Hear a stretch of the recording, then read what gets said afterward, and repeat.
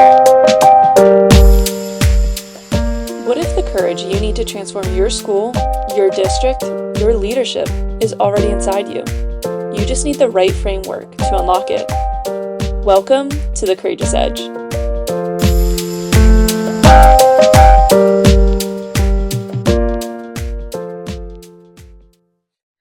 So I really want you all to jump into this podcast as listeners. Think about your own story. I know that you already have these skills, and we do want to help you understand and unlock those. So I want you all to meet some friends of mine today, Hope Reagan and Alice Oakley. And they are really experts in lots of things, especially dealing with instruction and supporting teachers. Some of the things I'm passionate about, which is helping schools turn around and make sure every single child in their building grows. And so today, what they're going to help us with is thinking about being a courageous educator. So we're going to start out by asking them to share their background and their journey. How did you guys come together, and what inspired you to create a methodology centered really on the individual teacher and their unique classroom needs? Well, thank you, Kim, for having us. We're so excited. Hope, do you want to start us off, and then I'll chime in? Sure. So Alice and I were both classroom teachers, and then we moved into curriculum facilitator roles along our journey. And we ended up, I'm just making a really long story short, we ended up in a job at a central office where we were hired to be in the testing department. They called it the assessment department.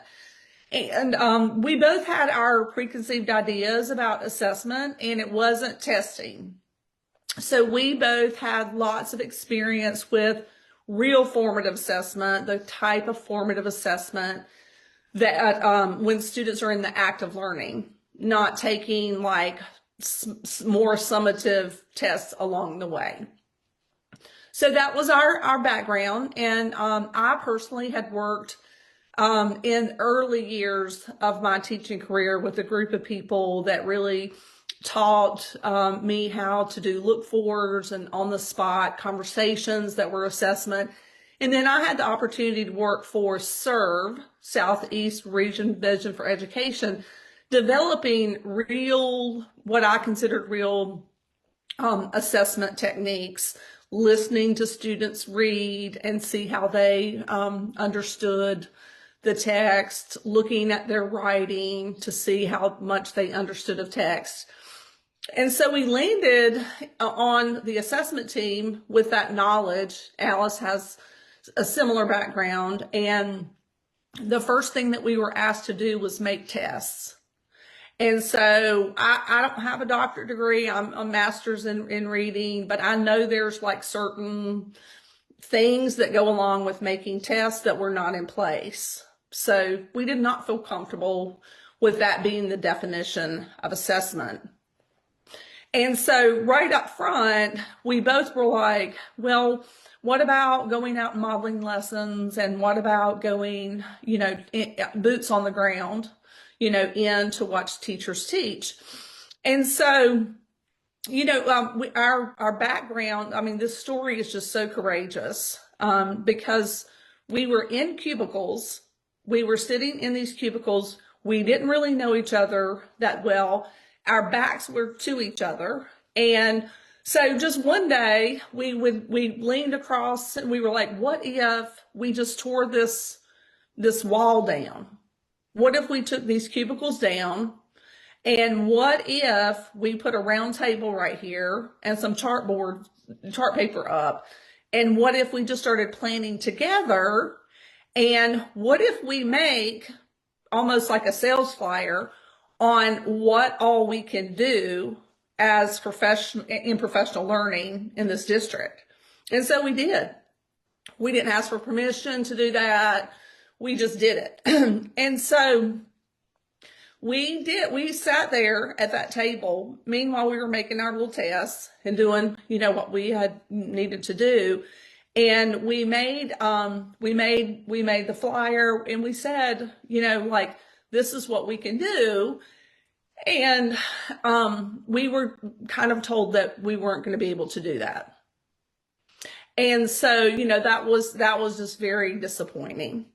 And so that we were at a fork in the road at that point in our career. And I'll let Alice pick up from here. Yeah, so like Hope said, we didn't know each other. We kind of came together on this team that we were hired for. And what felt like really, really important work at the time for us was to meet teachers where they were in their classrooms.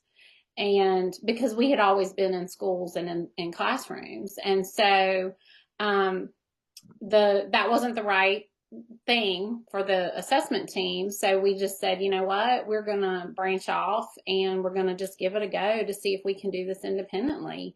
We just felt so strongly and so passionate that teachers in all schools, all people in schools, deserve professional development that's useful and supportive, because we know there are certain key people and experiences along our journey that changed us.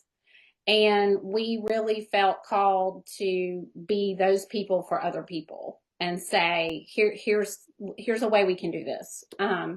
So that's how we started off. And in that mix, we thought what we needed to provide was parent education, because we had young children at the time.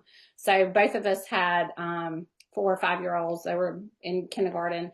And so we were like, we're going to do this. We're going to help the teachers and the parents. And, it turns out parents did not want us to teach them. They wanted us to teach their kids. So we could not pay the bills with parent education. It was a lovely idea, and I still feel very strongly about it, but it's not a service that people really want to pay for.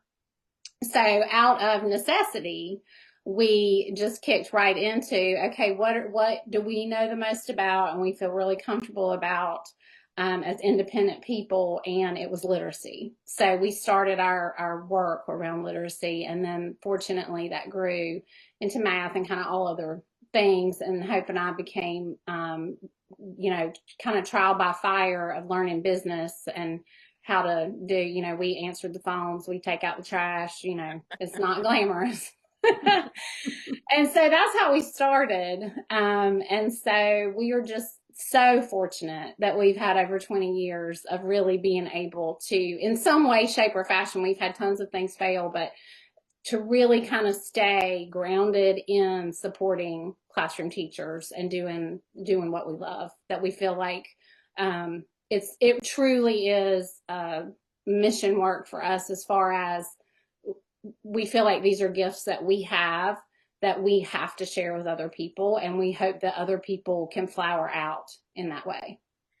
Yes, what a great example of courageous leadership. I just love that. So you challenged the status quo and even tore down walls physically, not just metaphorically, which is something we challenge people to do. I really believe structure drives change. And usually we're talking about the structure within a school, but in that situation, it was actually the physical structure for you guys to be able to work together. And I love the fact that you said we failed a lot. Some people get really uncomfortable with that, but within the courageous framework, failing several times, as long as you learn and keep growing, is actually the point, right? Because you're trying lots and lots of different innovations. And so when you fail and you learn something and you keep failing forward and moving the needle in the right direction, that's huge lesson for people to learn. And your reputation precedes you as literacy experts. That's how I had heard about you, which is pretty amazing that you already had built that early in your careers, but then you've blossomed that into lots of other things. And I heard you talk about the gap that you had then was probably in giving really great feedback as part of assessment. And we know in Hattie's work and a lot of other work, if you look at Fullen's work or most of the assessment for learning folks, that it is really important to understand what feedback looks like as you're assessing. So I would just ask a follow-up. Do you still see that as a gap? Do you see that the schools may be getting better at that? They understand it, but they're still struggling with it. Kind of where are we in that gap for educational support that you guys are feeling? That's a fantastic question. I think one of the lenses that I have the pleasure of using is when I go into classrooms, a lot of times I'm looking at the student work and thinking about it in context of, okay, what does this student put out there for us? What thinking did they show us? And then what feedback is going to help move them forward? And so in that regard, I think we still see a huge need for classroom teachers to have access to high quality professional development built around feedback. And on the one hand, it's so simple of we just need to know where we want kids to be and then where are they, and then kind of fill that gap with the feedback. The feedback feeds it forward. But I will say one of the challenges that I see in the field, and Hope can chime in anytime, but I'm experiencing, or I'm seeing teachers who are only experiencing feedback as professionals as negative. So really working to build this idea that feedback should be neutral. It should be based on the target that we're working towards. It should not always be bad, and it should not always be good. And that also goes for our learners in our classrooms. And so really helping to build that definition of feedback is one of the biggest challenges I'm seeing just in the current context of what's happening in schools. Yeah, so positive feedback, not always negative feedback. I think internally, our self-efficacy is the same way, right? We tell ourselves what we do wrong instead of spending our day thinking about what we do right. Right. Our brains are wired that way, right? So, I mean, we wouldn't have evolved as humans if we missed all the things that we needed to learn from. And so yes, I think that's a challenge, especially when I encounter these amazing teachers in classrooms. They want to be perfect. And so to your point, the growth is in the area where we might fail or struggle and have the time to look at it and reflect on it and think about, okay, well, what could we do differently, kind of thing. That's right. What is honest feedback compared to self-deprecating feedback, right? Right. And so how do we just give honest feedback and say, that's not either bad or good. There's no judgment here. This is just where we are. Mm-hmm. And how can we move forward? And such a powerful tool. And, that is the effect size of getting that right really does move the needle with your classroom. So your amazing company, ERG, really works on this. You have a specific methodology that you guys use.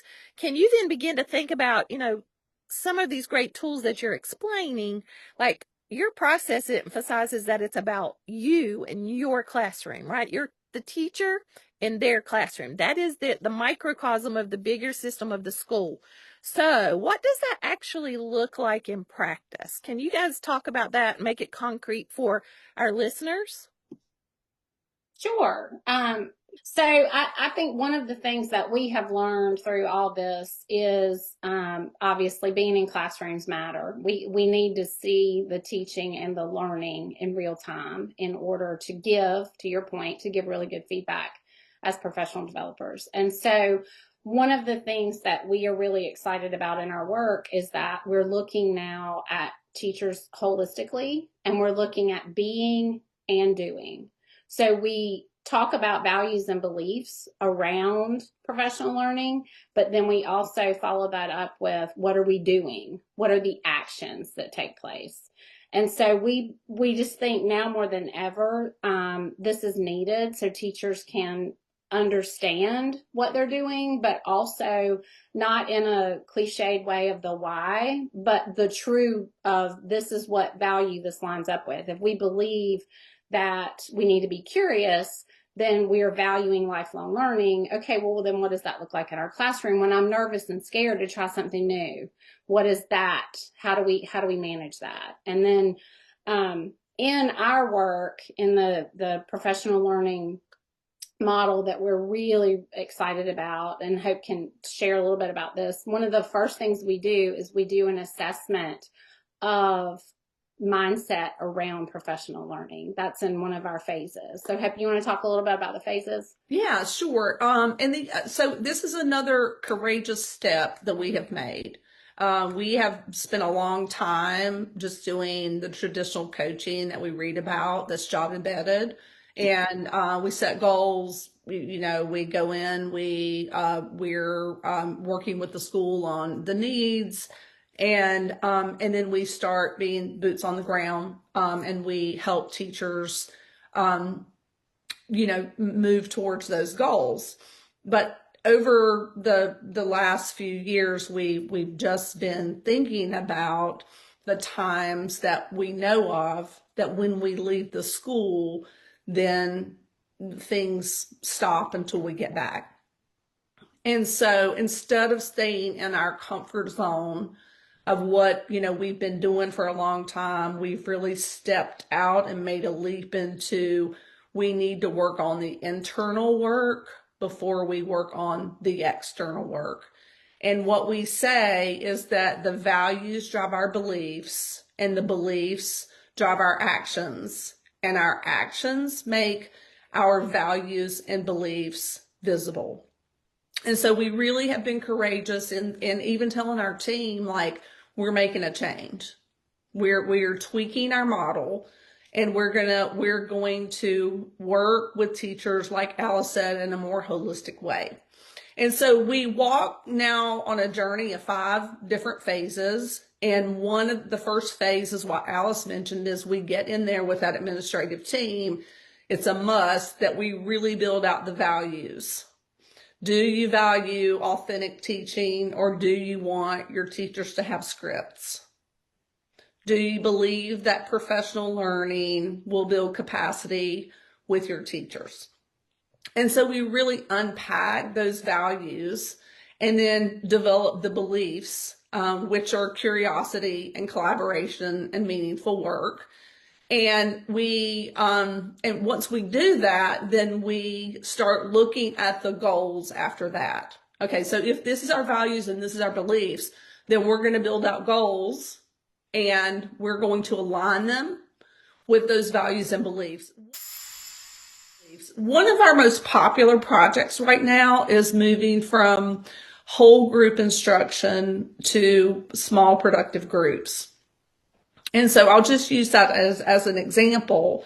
So we've worked on our values, we've worked on our beliefs, and now we're going to build out the stages of really moving from a whole group to a small group. And so in the first stage, it looks like this.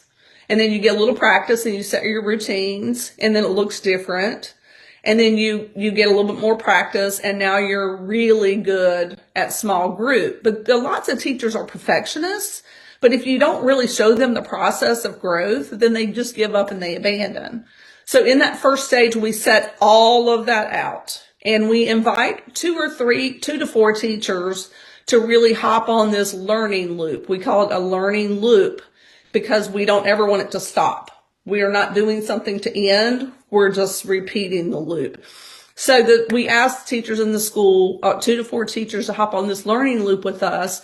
And so then phase 2 is really building the capacity of those 2 to 4 teachers, and that support group within the school, along with us, if we're asked to come in, we do a learning opportunity and support sessions. So a learning opportunity may be just looking at the different models of small group. Are we doing, where the kids come to the table, or are we doing concurrent groups in the classroom? So we look at, what they need to learn to align with these goals. And then the support team supports the teachers 2 or 3 different times. And then the third phase is for those teachers to immerse themselves in the work.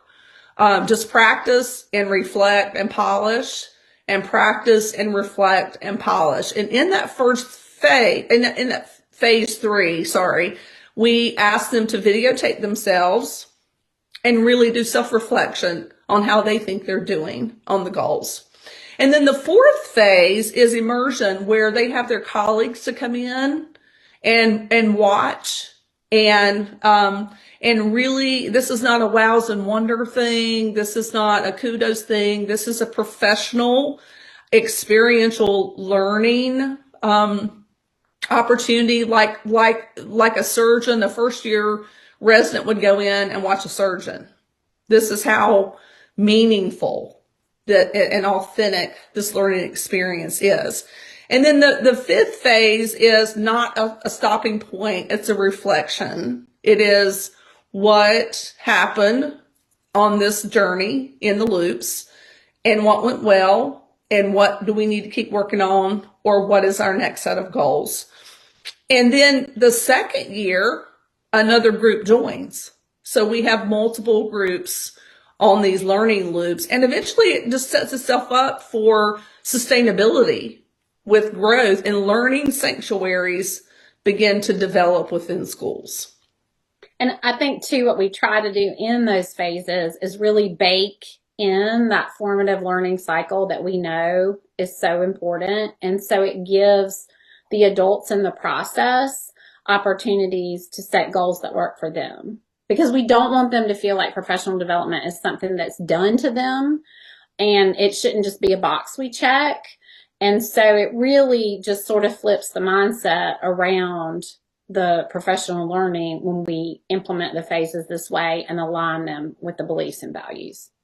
Yeah, I think it's so powerful for teachers to begin to put themselves in this paradigm of, how do I grow my own leadership within this classroom? Mm-hmm. And a lot of the teachers will skim over their why. Why am I even here every day? What are my beliefs? And what is interesting is the values and beliefs may be intentional or not intentional. Like they don't realize, one of the questions I always ask them is, who did you plan the lesson for? And they have to really think about that when only a few children actually answered the questions. You planned the lesson for those children that answered the question. Well, they are probably not who you need to be planning for. But that's a value that they don't realize, that they would rather take those bright students who get it quickly and move them quickly and not really deeply think about small group instruction, how to plan for every child in the room.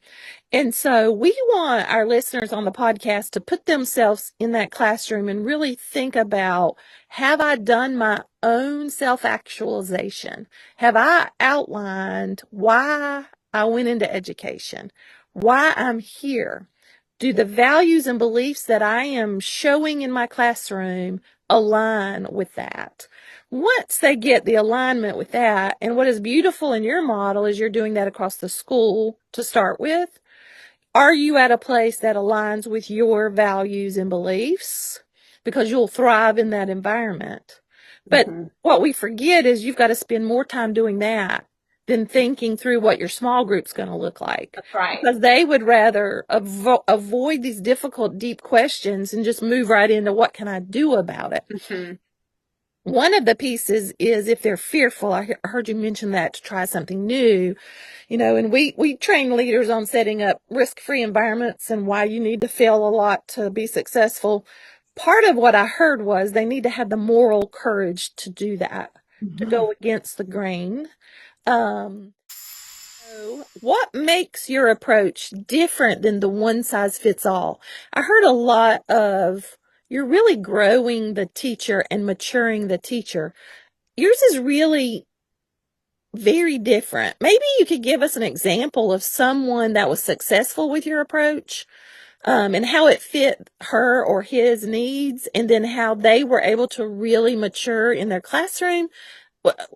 Could you do that? Like just a practical example? Yeah, I think Hope has an amazing example that we experienced last year. So I'll let her tell that story. Yeah, so I'll tell this very current story. This is about Miss Hardy. And so when a principal decided to delve into this model that we're working on, so she just brought a group of teachers together that she thought may have an open mind. And when we started working on that phase one, with those beliefs and values, Miss Hardy shared that she had had plenty of years teaching where she just went to work and, in her own words, just did the minimum of what she was supposed to do, and really just looked at it as a job and sort of a means to an end. Just check a box. I did this and I did this and this. I taught. And so when we really talked to her about the values and beliefs, this was a seasoned teacher. So she said, I'm willing. I want to jump on one of these loops. I want to jump on a learning loop. And she did. And so she wanted to learn how to do small group math. And so we did a learning opportunity with a very experienced person with guided math, and she really started to align her values and beliefs and actions. And so the learning that happened between the model lessons that we did for her, the demonstration lessons and the support sessions, the learning curve just went boom. And so across 1 year, I watched this lady, Miss Hardy, go from admitting that the job was a means to an end to a very confident, high self-efficacy, proud to work with her colleagues and have them come in and watch her teach. And I think like the grand finale is like she knows how to teach herself now. And so she can think of things that she wants to learn about as a curious lifelong learner now. And she can delve into research and just teach herself. The one thing that I want to share, though, in her feedback, she said that she thought it was a privilege to go through this process. And Alice and I, we take that as positive, but we want to normalize this as this is what our profession does. We teach you, we hear you, we hold you up, we lift you up. We build your capacity together. We share light with you on the road to being a better teacher. It's okay to be vulnerable. And so we just want it to be normalized. Yes, I think every teacher would be really excited if that is what they normally would see when they come to school every day, is someone really there like you guys are, encouraging them, Yes. showing them, giving them good feedback, but allowing this time for self-reflection and growth. Yes. I think that is so huge and so needed. And I really, really thank you for that.